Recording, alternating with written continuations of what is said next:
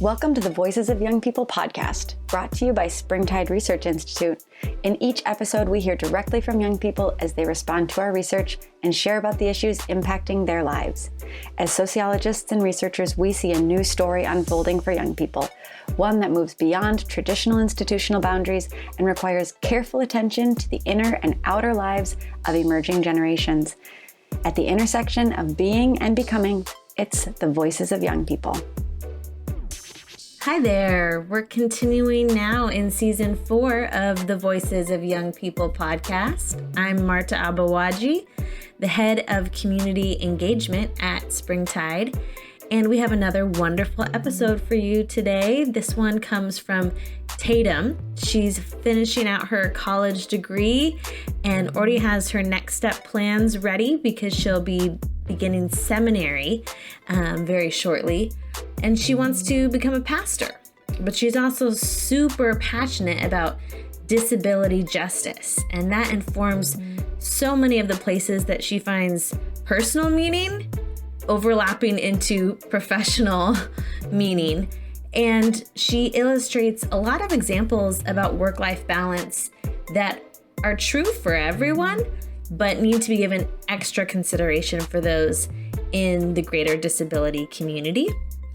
We have just a really enriching conversation that I'm really excited to share with you. And after Tatum and I get to discuss the ways that she's finding meaning and mentorship playing a role in her life and where she's finding growth, we will drop another tip. We've been doing that at the end of every episode, and we have one more yet again to offer you from our executive director, Dr. Josh Packard. This is a research tip that you can apply to your own context, and it comes from our latest book, Work Life, Helping Gen Z Flourish and Find Balance. So first, dig into the conversation with Tatum and stay for the extra afterwards. Hi, thank you for having me. My name is Tatum, and I am 22 years old, and right now I'm living in Southern California. And yeah, I'm here doing, here for school and here just because I was born here. But yeah, that's kind of the basis of who I am. Fabulous. Thank you, Tatum. I know because I'm talking to you on Zoom and you have pronouns listed. Do you want to offer those? Oh, yes. Yes, my pronouns are she, her, hers. And yeah, I also am just really passionate about that kind of stuff of like inclusion, justice, work, all of that. It has been so fun to get to know you a bit more as we prepared for the podcast because your passion and commitment to inclusion across all different identities is so evident in what you're studying and what you're doing. So I'm really looking forward to this conversation, which in talking with you, I already see so many parallels from our research in a book we put out in 2020 called Meaning Making, as well as this new Work Life book. So thank you for being the type of young person who really does bring our research findings to light, that inclusion is a key value that young people are looking for in the spaces and the organizations that they may participate in, that sometimes it's a make or break factor even on whether they participate. So I'm wondering, as we enter the work-life conversation, if you have a certain type of work, whether that's an industry or a sector that you hope to engage in the future. Yeah, so I am going to school right now to become a pastor, and I'm super excited about that.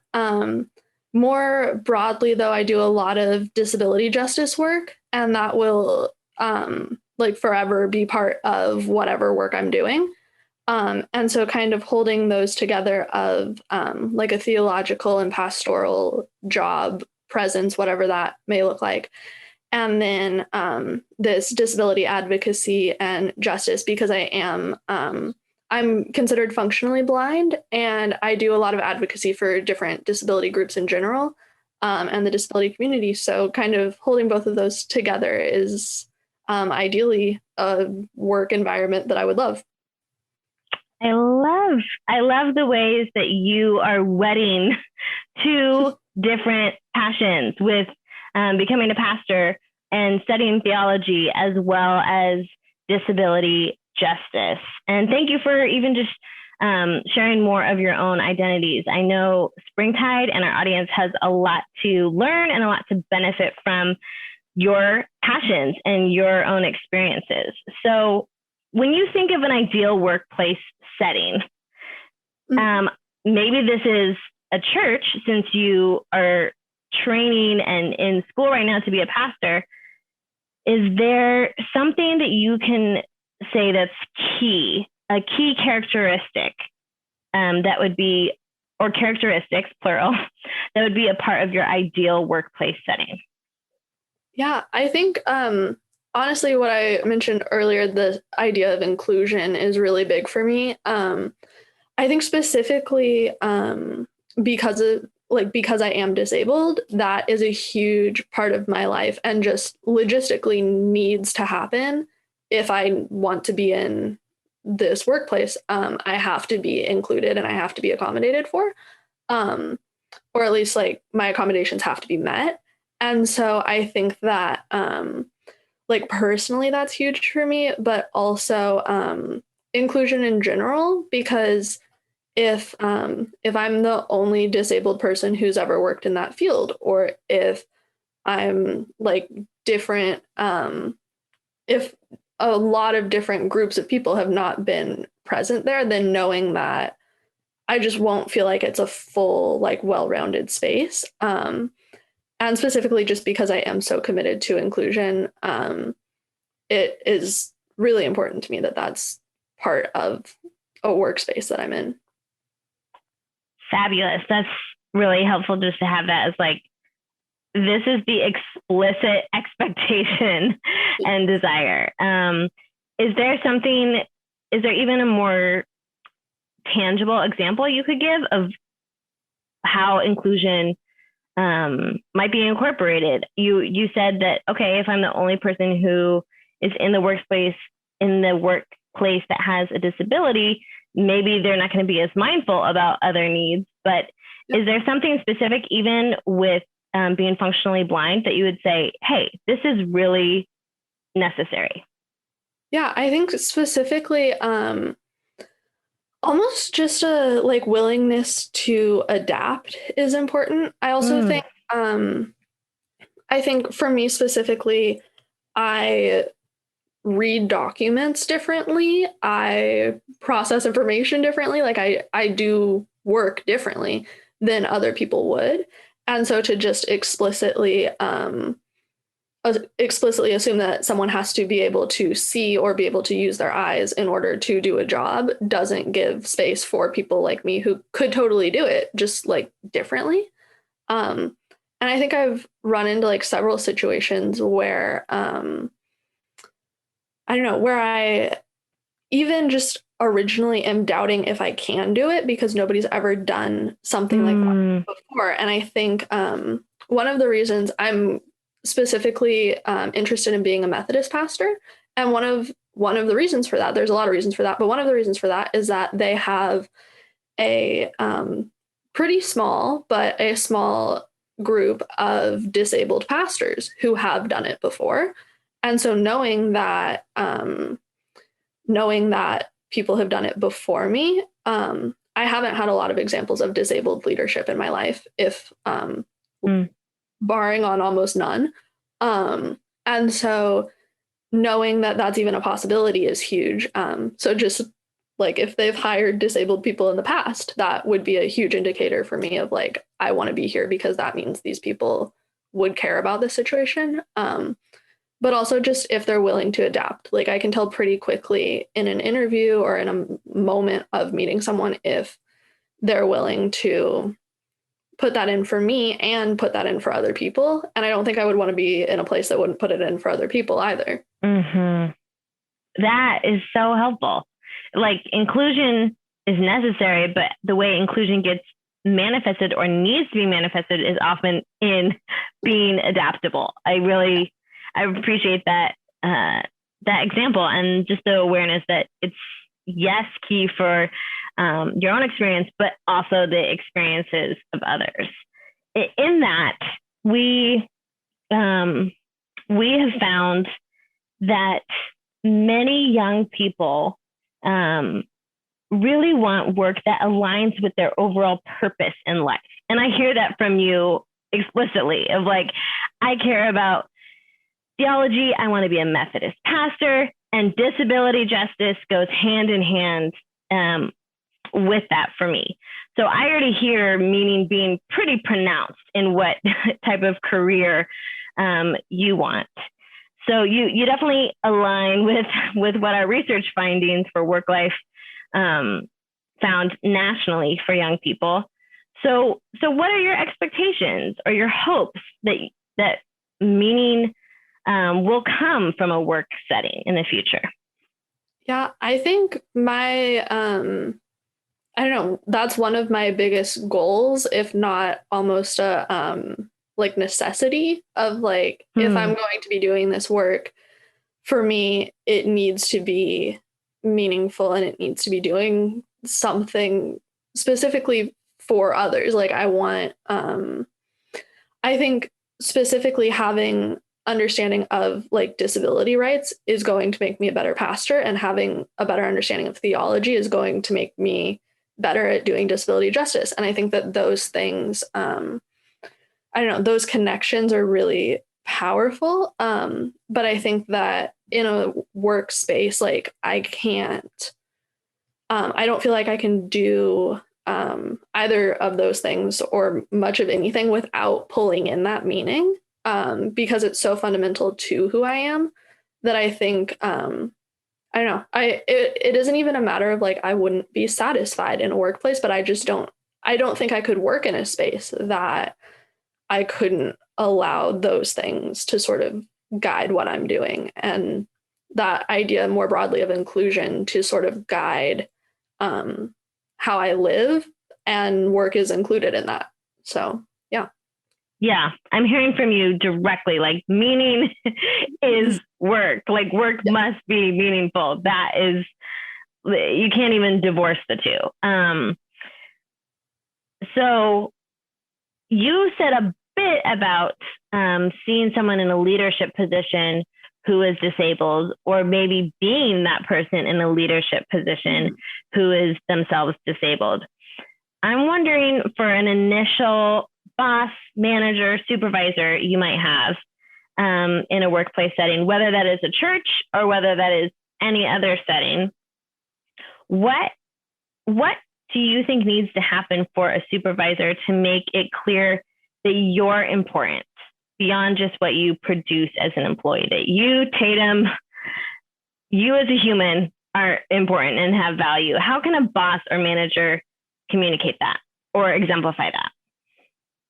Yeah, I think part of it, there's, I don't know, kind of two things that I'm thinking here. One is that just because I do find so much meaning in what I do, however, like whatever that ends up being, to like care about and be interested in that. Like if I have an idea, if I have a reason for doing something, like that is foundational to these things that I deeply care about. And so to engage those ideas and to engage that, I don't know, that like passion rather than just like ignoring it and focusing on like getting a job done or something like that is really huge for me. And I also think me specifically, that like ability to even access the workplace and just a commitment to kind of that inclusion, but also just like being willing to know,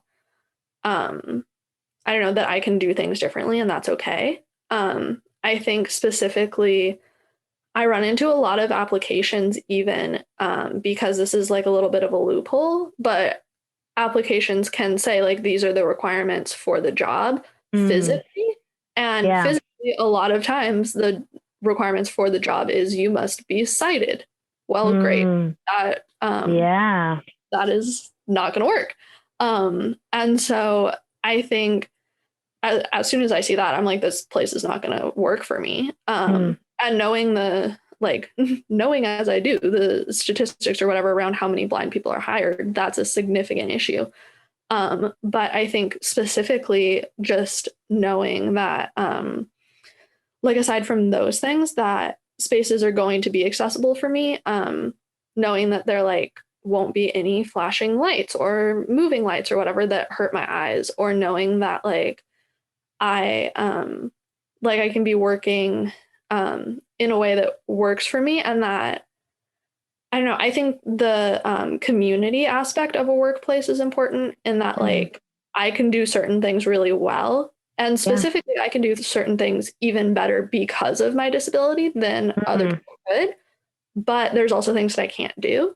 And so having that community to bounce off of each other and do, like if I can't read a document because it's not accessible, I'm going to need somebody to figure it out for me. But I can be significantly more aware of where people are getting left out or getting sent to the margins because I've experienced that. And so in those moments like that, like all of that needs to be encompassed in like what people, I don't know, what a manager or what a boss is wanting from me. Like I can't separate that, I guess. That is so helpful, but it's an organizational commitment to community, but it has to be pronounced in the way that a supervisor supervises, and that it goes from the very process of like job posting, that it needs to be that mindful at that stage, in terms of language, in terms of accessibility, in terms of, okay, how many people are we just totally discounting because of the ways we've framed this? So, that community level is through the whole process of interest in the job into the actual day-to-day life work. I really appreciate that perspective. We know in society at large right now, across the board, that people are spending more time than ever at work. And this is all ages, all demographics. We also know that people find meaning in a lot of other ways outside of work. As lovely as it is to find meaning in a vocation, we also want to see and understand work life as a balance. So I'm curious, what sort of activities or hobbies or passions, projects, communities provide a sense of meaning to your life beyond school or beyond thinking about work? Yeah, I think specifically disability advocacy has been a huge part of my life. That's like one of my biggest passions, probably. And I currently run's a funny word, but I have an Instagram account that is at blind person in area, and I also do a lot of writing around disability on that account, but also have published a book called Imperfections that is sort of a political satire talking about inclusion and acceptance of disabled people. And I think like those are just, that specifically is an area that is like really challenging for me because I've faced so much ableism and so many things pushing back against me, but that has become a huge passion because of that. And I think with that, the theology, I do a lot of work with disability theology. So like combining this disability advocacy and figuring out where in the church and where in theological work, disability isn't just necessary to like be there, like, oh, we should include disabled people, but like where it brings new understandings and a better way to relate to God and to life. And so I think that's a huge passion of mine. And I think that really, for a lot of disabled people, applies like outside of theology too. Like my thing might be theology, but disability can bring, even just in that community sense, like I was talking about, like a really cool aspect to any workplace, because like we can't live, we can't work independently, and disabled people do this really cool thing of like collectively supporting each other in particularity. And so I think that that's really, I don't know, just a really big passion of mine. Love it. That collective support. I see you do a lot on your Instagram account. So I'm going to name drop it one more time since you already did. At blind person in area. There's an underscore after all each the word. Yeah. Except the last word. Yeah. So at blind person in area with underscores in between those words. Follow Tatum if you want to see more. And I'm glad you name dropped your book as well. Available on Amazon, right? Yeah. Imperfections. So yeah. Tatum, you're doing some cool projects in the world that definitely align with what you've already defined for us in terms of your focus and the advocacy work you do. But I'm also wanting to know, this is work, this is passion. How do you kind of is there a separation? I don't know. So much of work-life balance is kind of trying to allow people to find ways to flourish at work and flourish beyond and outside of work. So older employees, younger employees, they're, like I said, they're spending more time at work, but often older employees specifically, and it's not only, but often the case is older employees are juggling caretaking or these other multitude of roles. And so we think, oh, work-life balance is important for older generations. And we discount why that might be important for young people. So I'm kind of curious how you're going to answer this question, because I think your work and your passion is so aligned. I don't know if there is as clear of a designation, but basically, how do you respond to the assumption that young people can spend more time at work and work-life balance is a topic only for older generations? How do you respond to that? Yeah. Oh, I think that's so important. And I think to some extent, that idea that it's only for older generations, at least in some particular instances, is rooted a little bit in ableist thinking, because part of my disability is chronic pain. There are days that I cannot do more than like what I'm already doing, or cannot like engage in work in a particular way because I'm in so much pain. And so like I and like disabled people in general have to be way more aware of work-life balance and what that means. And I think people assume that we should be able to jump right in and do all of the things that everybody else can do. And that's just not the case with a lot of different people. And I think, for me specifically, I am so passionate about all of this that while I can logistically only spend so long looking at a computer screen, dealing with different like moving lights or things like that, or like I can only do so much work that takes like whatever different parts of my vision that I need to use, but or I get in pain, but at the same time, like I want to be thinking about these things that I'm passionate about.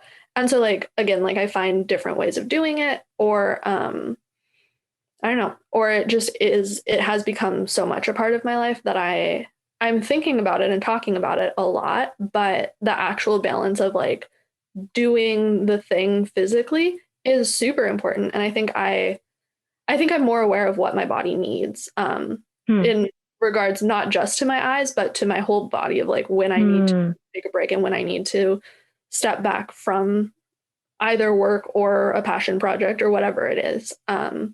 Like I am able to be more aware of that. And so I think, as I will probably say most of my life, like paying attention to what disabled people are thinking about and talking about is going to be helpful for a lot of people in this situation. Sure. Oh, yeah. I mean, that perfectly dispels that assumption right there, where you just, are able to say, like, when we think this is only particular to a specific generation, that already has a lot of ableism behind it. And here's my experience as a young person. So yeah, the balance isn't always, there's sirens where I'm at, but the podcast recording goes on if those are being captured. There isn't always a clear line between your passion and the workplace, but there is a clear line in knowing capacity, or even spoon theory is what came to mind in what you just said. Spoon theory, you can Google that, listeners, if you want. But it's basically, in short, tell me if there's more to it than how I define it, Tatum, is that it's taking into account capacity and how much each individual can give to a particular project or day or task or tasks in front of them. Yeah, it's really helpful, I think, specifically for disabled and chronically ill people, because it somebody made up the thing of like, I have so many spoons a day, and chronic illness makes it so that I have to distribute them specifically. And disabled and chronically ill people know how to recognize the distribution of spoons better than other people, because we have to. Like, we're forced to be aware of what like if getting ready in the morning takes a spoon and eating and making breakfast takes a spoon, then like we only have a couple spoons left for the rest of the day. So like, how are we going to use those? And so I think that that's something that I talk about with my like disabled and chronically ill friends all the time when we send spoon memes back and forth, but also we're like very serious on what but even before interacting in passion stuff that we're like excited about, we're like, do you have enough spoons for this right now? And so that, like, I don't know, that would be amazing if like workplaces took into consideration those sorts of things. Fantastic. Thank you for defining it so much better than I did throughout the course of the day, how those considerations have to be made on a personal level, and how much more mindful and helpful and inclusive it could be to have an organization maybe have that language and that awareness as well. So yeah, I think spoon theory and work life might have some cool parallels for people to dig into further on their own. Okay, so when you think about your career decisions, when you think about different paths you might take, who do you turn to? Is there a particular person or persons?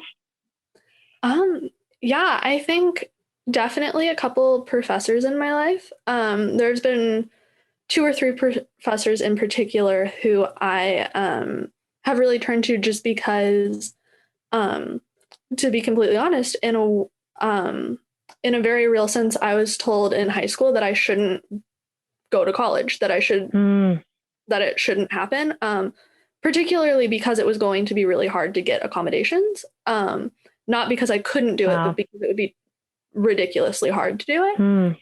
And so being told that, I didn't even consider graduate school. That was not even an option on the table. Sure.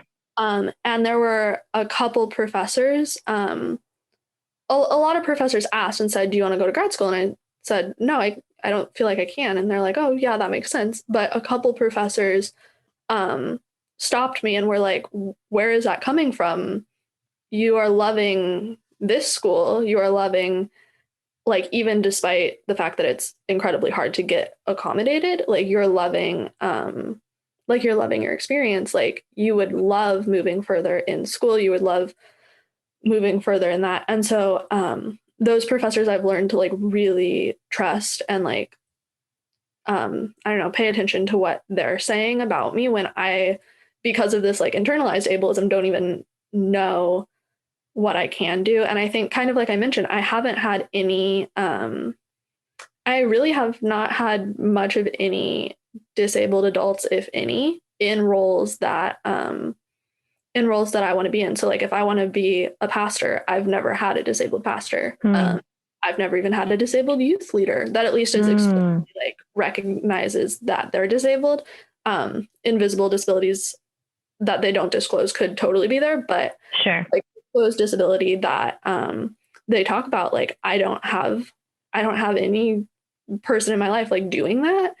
And so I'm very conscious when I lead a group of like 6 middle school girls at church, or when I like do whatever, I'm very conscious of like, what are they thinking of me? What does it mean that I'm disabled in this position? And so I think having these specific pastors or professors and a pastor who not only think about that with me and encourage me to do better, but also recognize the hard parts of the ableism that I faced, and also like are willing to dive into disability justice and disability theology with me, and be like, hey, this could be really cool. Like, how do we want to explore this and like kind of honor my experience more than like just saying, oh, that's like Tatum and that's her thing. But being like, no, like really cool. Like, how can we engage in this has been life-changing. That's been wow. Those are the people in my life that I would go to in a heartbeat to like know about myself, because they're the ones that I feel like think that I can go further and think that I can do more than I even necessarily think, because I haven't seen people like me in those positions. And so I think that's really important. Oh, that's massive. I really appreciate that you have people who, even if disability isn't their personal experience, like you said, they've dove in to learning and joining you in advocacy. But how much more powerful it will be for you to be that leader for someone else that you haven't gotten to experience directly. Like you said, not even a youth leader, not another minister or leadership position. As wonderful as some of these mentors or professors have been, they still haven't walked in your shoes. And maybe walks in your shoes is a poor metaphor right there, but they haven't had your direct experience. So this next question kind of builds off of that idea. And I'm excited for you to be that leader for other young people. And it sounds like you already are for those middle schoolers that you've come alongside. So that sort of growth mentality is explored in work life. How have you experienced personal growth? And I would define personal growth here maybe as like goal setting, self-discovery, self-improvement. Is there a person or persons, and maybe it's those professors you've already mentioned, maybe it's someone else who's been a trusted adult to help you in that personal growth aspects? Oh yeah, those professors that I mentioned are probably one of the biggest like sets of people, I guess, that are like that in my life. I think I also have a really amazing core group of friends who are also have like various disabilities or chronic illnesses, and we are able to support each other in this really powerful way. The disability community a lot of times defines it as collective care. And like it's when like your particular body or life needs something and you're able to engage in community to collectively care for each other. So like I don't know, when I need something, my friends are able to like send me a text if like there's a flashing light in the cafeteria or something like that would be a problem for me, but then I'm able to like do the same for them and like engage in that. And that's been super supportive to personal growth for me, because I don't know, because then it's not a negative thing. People automatically assume that disability is a negative thing when really it's this super powerful part of who I identify as. And I think that just really gave me that back. It gave me the ability to be like, yes, this is powerful and this is meaningful. And that like we can support each other in these ways that we wouldn't have even recognized. And it's made our friendships so much deeper. And so I think that's been really helpful. I think those professors have been super helpful in just like kind of calling me to more than my internalized ableism was even letting me think that I could be. And I think, I just think I'm a very community-based person. And so I think that's been a huge part of my personal growth, is just in those relationships. I love it. You defined like the next part of the question I was going to even ask, if besides people, if there were communities. And so in defining collective care in that way, you just beautifully articulated how community settings can also enable and nurture that personal growth. So well said. Tatum, is there anything else you want to add or expound on? This conversation has been so important for Springtide to engage and to hear from you directly, but I want to make sure we've been able to cover anything that you wanted to bring to our audience.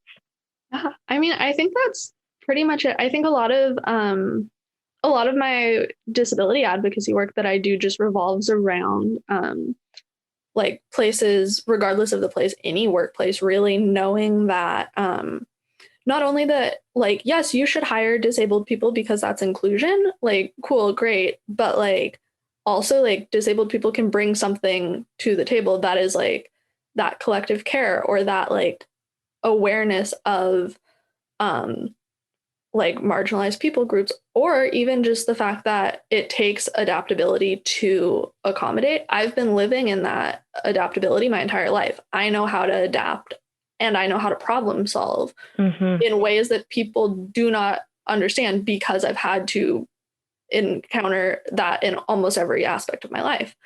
And so I think more than just like, let's hire disabled people because they're like, that's a good thing to do. It's like, no, these are all things that bring every workplace to a better standard, but that takes accommodation and inclusion and like connectedness. What more is there to say? I feel like that's the perfect mic drop of it's not just about hiring and then being done, but seeing the overall asset benefit for the company, the organization at large, when inclusion is actually embodied, when accommodations and adaptability isn't just put the onus on a disabled person who, like you said, that's already been their experience, but having that be even a company culture is what I'm hearing from you. So well said, so needed. Thank you for sharing parts of your story, parts of your advocacy and commitment to justice for disability specifically. And we're so excited for you in whatever next steps come with your continued education in graduate school. Kudos on taking that step in the coming seasons and in your hopes and plans to become a Methodist pastor. We're cheering you on from afar at Springtide, and thank you again for your insights today.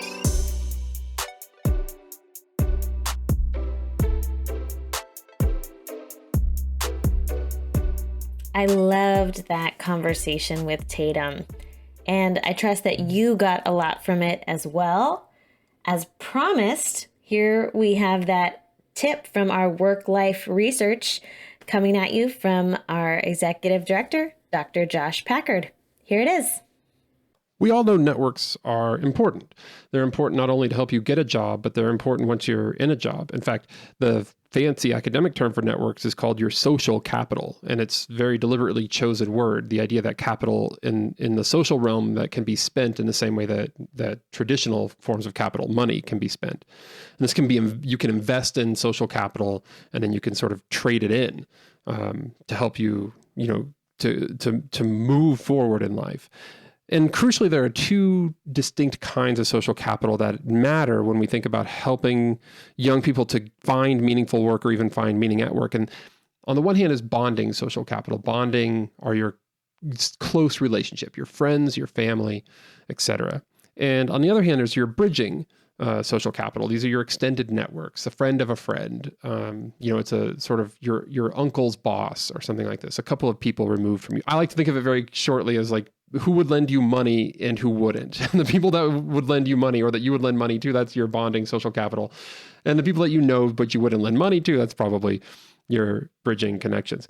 But really critically, it's your bridging connections that matter when we think about getting jobs. Consistently, over and over again, these are the networks that open up new opportunities for you. And also, really crucially, these are the social networks that a lot of people who are low income, first generation college students, otherwise under-resourced potentially in some ways, will lack more so than people who have had different abilities and advantages and privileges in their lives.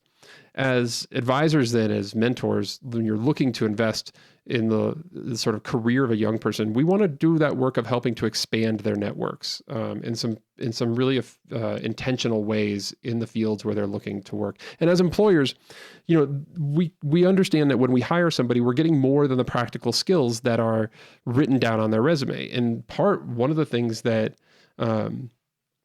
we're expecting people to bring is, sort of their critical thinking skills, different insights, perspectives, and inputs. But we're not going to be able to activate all of that if we're not also helping them to develop their social networks to understand how those things fit into the overall scheme of the work that we're trying to get them to do. So in either case, it's really those bridging connections that we want to make sure and invest in, sometimes through formal programs and sometimes just by making sure that we're not assuming they exist and instead doing the one-on-one work of making that introduction, making that phone call, setting up that lunch, going to coffee with them and the other person. So keep that in mind. How can we help young people develop more bridging social capital?